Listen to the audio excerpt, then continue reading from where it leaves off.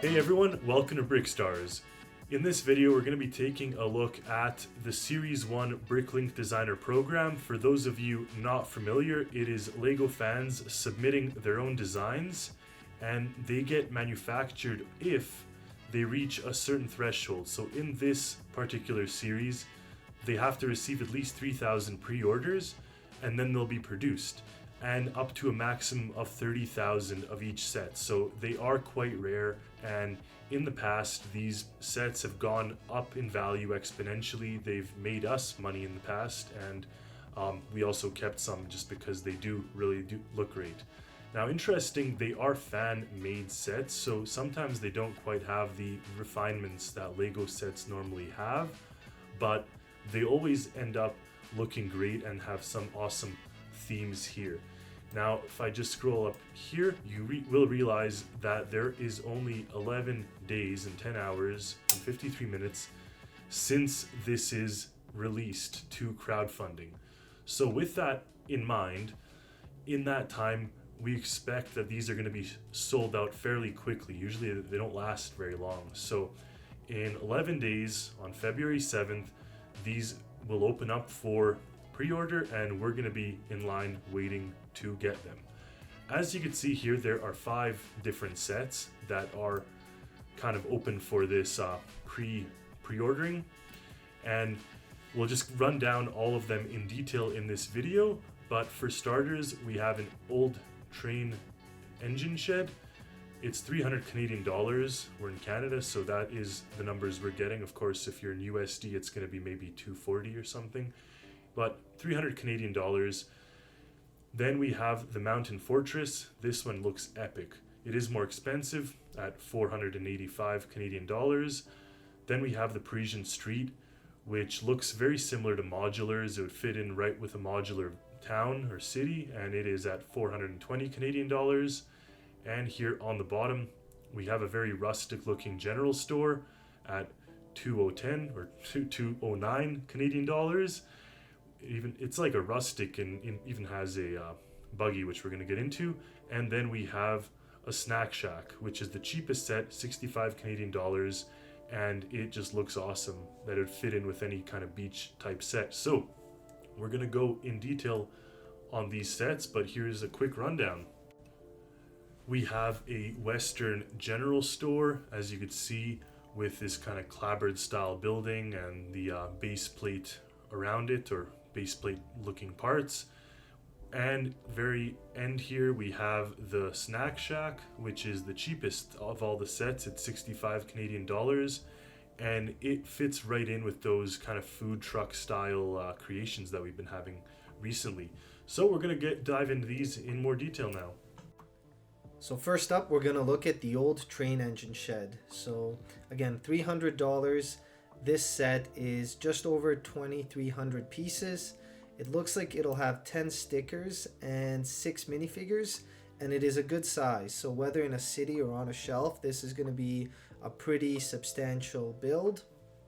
And looking at the photos here, we've got a view of the front and a view of the interior. And jumping into a more close-up shot, we can see here that the colors look great, and there's just a ton of detail. You can see a lot of this kind of industrial stuff. You see the water spout that's supposed to service the locomotive engines. You see the electricity on this side, even with a little bird nest on top. But all the wiring that you see is awesome. The gutter on the building, the vents on the roof of the buildings, the doors themselves look amazing with the little like see-through panels. And of course then we have the push car here with the 2 servicemen kind of going on it. And it's interesting, the picture they have octane on their sweaters there. So you could almost see that this is a modern day build that was built in the olden day, and they've brought it up to, with electricity and stuff. So it services all kinds of engines, and it just looks great with all the vines. You could really tell it's like overgrown and outdated. And I love the colors of this set. The shape and the build is very reminiscent to me of an older Lego City train set. So as you can see on the screen here, comparing the two, both feature a large open space, big doors, but obviously One is a much simpler Lego style from a couple decades ago compared to the build we see here, which is very, very detailed and very much like a mock. So if we take a look at the interior, you have this overhead crane, which is awesome. It's very reminiscent of the garage that came out a couple years ago. And then you see the interior with all the different tools that they have kind of hanging up, the minifigures, the welders, all the detailed parts. On the left hand side, you see there's even another push car. It seems that it kind of pushes around oil and crates and things. You get a little dog with some more vines, and there is an interesting back part of the shop which we can suspect is either an entryway or it is some kind of shop or mechanic storage.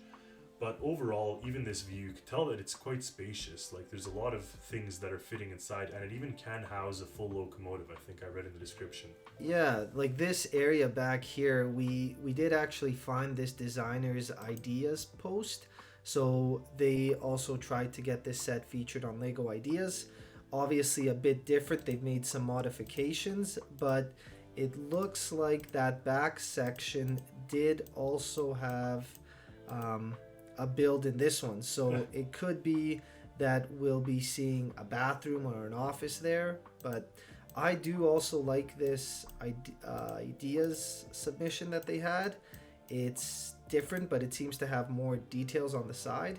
But nonetheless, really excited for this train shed. And one thing that I want to note is that the build is very matching what Lego does when they build. Like, they're using these brick pieces or whatever they're called, but they do use them intermittently and not just over the whole thing. Sometimes people get carried away with mocks and will build the whole mock out of the brick pieces, but I do think that this is the right amount that matches Lego, so if you put it on your shelf next to your Lego sets, it'll fit right in.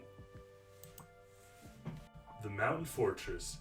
This is an epic looking set that just looks like kind of like a combination of the castle sets that we received in the last couple of years, but there's lots to love. If I scroll down here, you could see there's just shy of 4,000 parts, which is a huge amount. This is going to end up being a really big set. There's a good description here for those interested in reading it. 9 minifigures included, and here you get the dimensions of it closed and open. So it's kind of like the old the castle we received last year, where you could actually have it fit on a shelf if you have a narrower shelf. The photos themselves look awesome, and right away you could just tell the height of this thing. Like, up to the top part here of the flag down to there is a substantial amount. And what I really love is that this castle is set in a mountain or on a wintry climate, so you actually have the snow details continuing all across it, very similar to what we've seen in the Lodge Christmas build or holiday build, that you have kind of the snow on all the ledges. Yeah, it's really cool. That's not something they do often, especially with castle sets. What I love is it is very reminiscent to the Lion Knight's castle, but it has some features of the old Black Falcon's castle. So when we see this yellow colorway here, that's a pretty iconic thing. The flags, the black and blue, and the blue and yellow flags here, and this kind of wooden structure amongst the stone of the castle is very reminiscent of those old Lego sets. So what I find cool about this set is the details on some of these windows. So just looking at the building techniques here used here, whether it's the Technic parts, whether it's kind of these small spiky pieces, and then on top of that they have the icicles here. So very cool looking, but it's not too detailed in the sense that it does fit in with the rest of the castle Lego sets that we've received.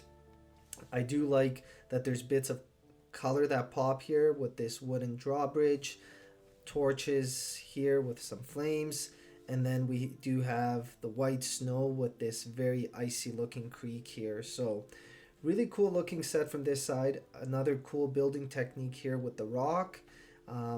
Cannot wait to get this one. And with the 9 minifigures, I mean, we're going to get a lot of Black Falcon Knights, which is great for army builders. And the window details too are amazing. yeah.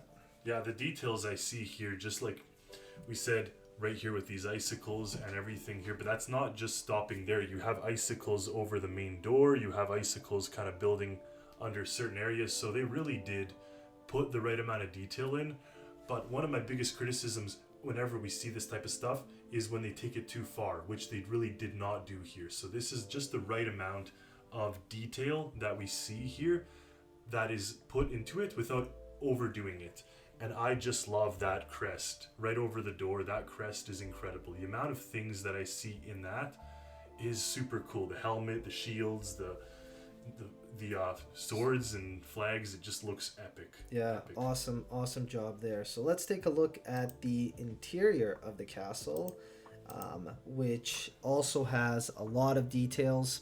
So we have some sleeping quarters here, we have a weapon storage area here, and I always love the cellars and dungeon areas of a castle. So here it looks like they have some storage. Of course, what dungeon is complete without a rat nibbling on things?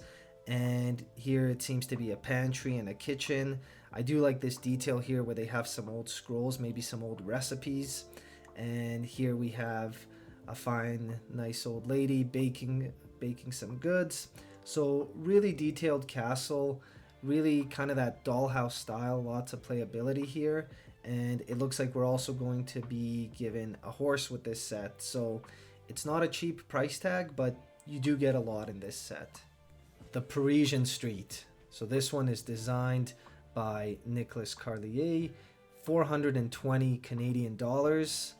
Massive looking set, and of course 3,500 parts and 7 minifigures. If you collect modular buildings, this is probably going to be a must. It's got beautiful colors, beautiful details. What's really cool about this one, it actually, while the style matches, it looks like it's several buildings. It looks like it's a whole block's worth of businesses and apartments and buildings. So it looks much larger than, or wider than a modular, maybe even double.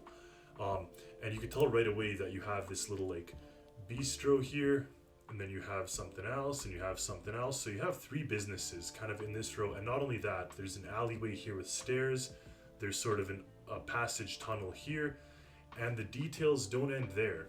You can keep looking at this and you can keep finding different building techniques and details. Like these little vents around the windows here are different than these tall windows here, which are different than these. So there's just like a combination of this. And if ever you've been to Paris, you could probably see this type of building everywhere. These really old pre-World War II, even pre-World War I buildings that kind of look like this. But I just do love the details, and the assortment of minifigures that we get here are really awesome.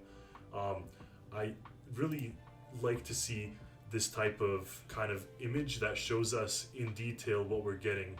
Because even if you look here, this railing looks super detailed. The storefronts, really it is modular level detail. I would absolutely say that. Yeah, it's definitely on par with modulars that we've had. Very reminiscent of the Parisian restaurant modular. So having the florist here, the Assembly Square modular also had a florist. This one looks a bit different. Beautiful display of flowers in front here. What I really love is that next to the bakery, they have this kind of tunnel area here, which is a very European thing to have in these buildings. So they've got courtyards in the back, and this one looks like it's closed off for traffic, but probably the people who live upstairs can use this. And we do get a lot of stickers here that you can see on the flags and on the signs. And if we take a look at those stickers, you can see the designs here. Boulangerie, so that's a bakery. Florist, of course, the Eiffel Tower, bakery. So lots of details there. And they continue on to the backside. Yeah, on the backside we can see just the sheer amount of different spaces in this unit. And not only that, you can see kind of the tunnel passage, this private passage. You can see the stairs that I mentioned earlier lead up to this area. And again, we get some really cool businesses. We get a billiard hall, We get a bistro, the flower shop, and I do love this kind of storage underneath the stairs. Really nice use of space and great building technique. But even the details don't stop there. You get a fountain here, you get this kind of like cobbled sidewalk, and that continues on this passage too, which is actually quite neat. So there's two passages, it seems, between the buildings, bakery, and then you have a luxury unit, a really wide living room. It's a really luxurious unit with multiple kind of parts. You get a kitchen, and then up here you have this artisan. There's a small bedroom, so a couple of apartments are all located here. So it's just a really detailed build with a lot of different units, and honestly a lot of picture opportunities. When I look at this, I just picture the amount of like different styles, images you can have, and like we said earlier, it's that dollhouse style effect where the back is quite playable and you could put the minifigures and furniture and really absorb yourself into this. This is probably the one that I'm looking forward to the most. The general store, obviously Wild West, Western inspired. This one is, I think, a great update to the last general store we saw.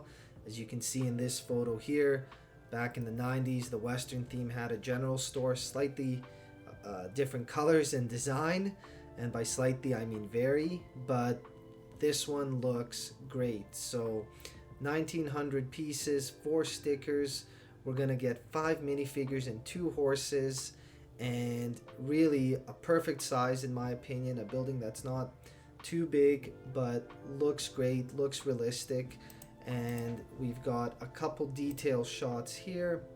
So starting off with the front of the building, I love the colors, this kind of sand blue with the white, the brown. The sign looks great. I do like the brick built vulture. It would have been nice to get a mold, but of course with the designer program, the creators just used the existing Lego parts. And this rocking chair is a great building technique. And of course we do have a bunch of goods scattered around outside. And I like the way they've built up this landscaping. So very realistic with having kind of the one layer there, then built up. There's a nice stair there, and very Western vibes with these kind of tumbleweed bushes all over the place. I love the siding. I can't get enough of the siding with the various kind of missing pieces and stuff. I love that build. And here we have an interior look, kind of a bird's eye view.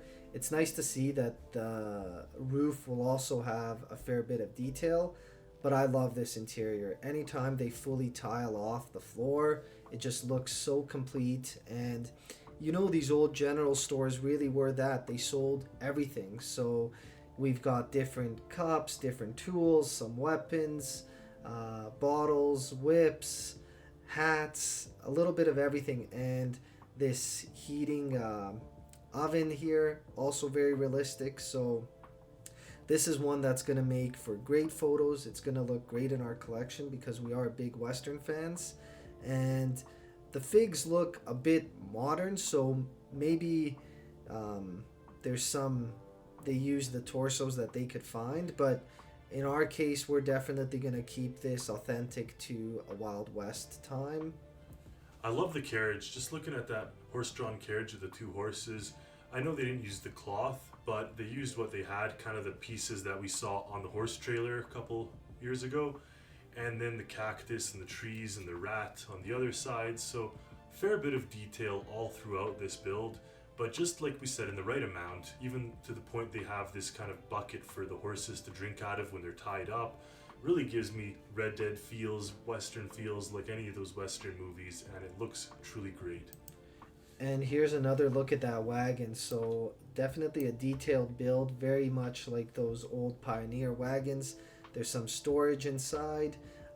We get 2 horses, 2 different colored horses. So I think the wagon's a nice bonus. Honestly, the first time I looked at this set, I was thinking it's just the building, and then to find out that we're also getting a wagon was a nice surprise. So adds a bit of playability to the set as well.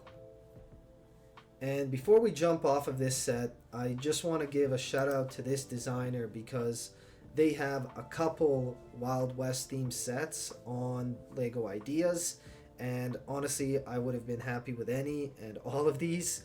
So they've got a Wild West train station here. Very beautiful looking build. Definitely something that we'd like to have in our Western Village.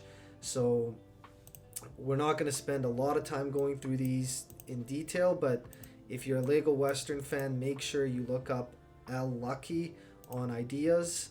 They've got a lot of great builds. They have this sheriff's office as well, 2-story sheriff's building, another wagon, cactus, the cowboys. In this particular case, they've used the old figures from the 90s.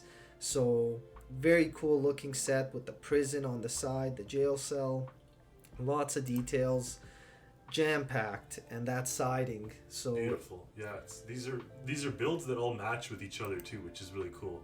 He's made a full series of them, and I think honestly, if any of these went for sale, we'd be all over them. And of course, they've got the blacksmith shop as well. Very much like a blacksmith shop in a Western movie. Lots of stone detail, big size, like this water barrel here, the cactus everywhere. Beautiful. Kudos to El Lucky for keeping on making these. I mean, this is a lot of effort, and to make one, I can't imagine how making a whole series is truly remarkable. And complete with the interior as well. So awesome job. Unfortunately, not all of these are on the Bricklink Series 1, but at least we got the general store, so we're really excited for that one. Last but not least, the Snack Shack. And not only do I love that name, I love the price point. It's always good when they put in ones that aren't massive couple thousand piece sets.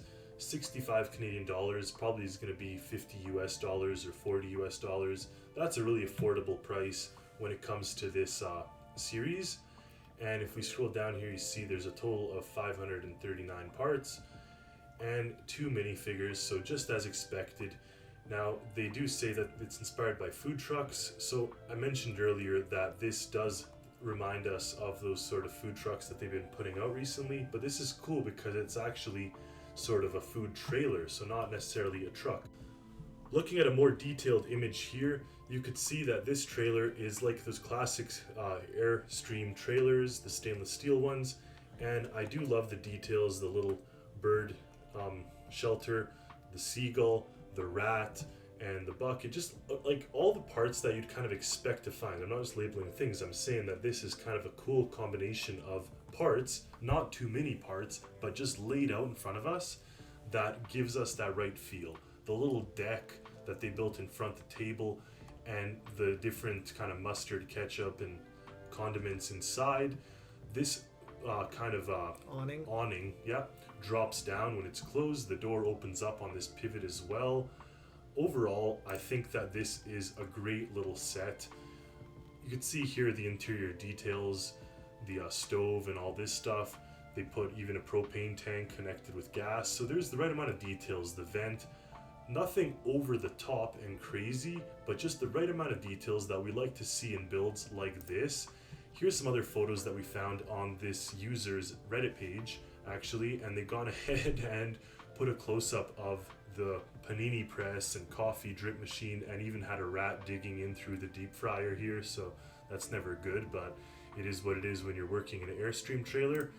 And here it is with the back closed, so it isn't an open back. You get to close the back and have kind of a full nice 3D that you can circle around, and it just looks great. Like the palm tree, the overgrown leaves and stuff, it just looks like they said a Florida Key West style, like on a beach, like a beach bum type establishment where you can go and get, whether it is a smoothie or some kind of food, fries, whatever the case may be. This is a perfect little set for a really reasonable price. Yeah, so that covers the 5 sets of Series 1. You can see them all here again, and February 7th is coming up, so let us know which one you're really excited about, which ones you plan on getting. Like we said, they do sell out quick, so make sure you're ready to go and get those orders in. So thanks for watching, guys, and we'll see you next time.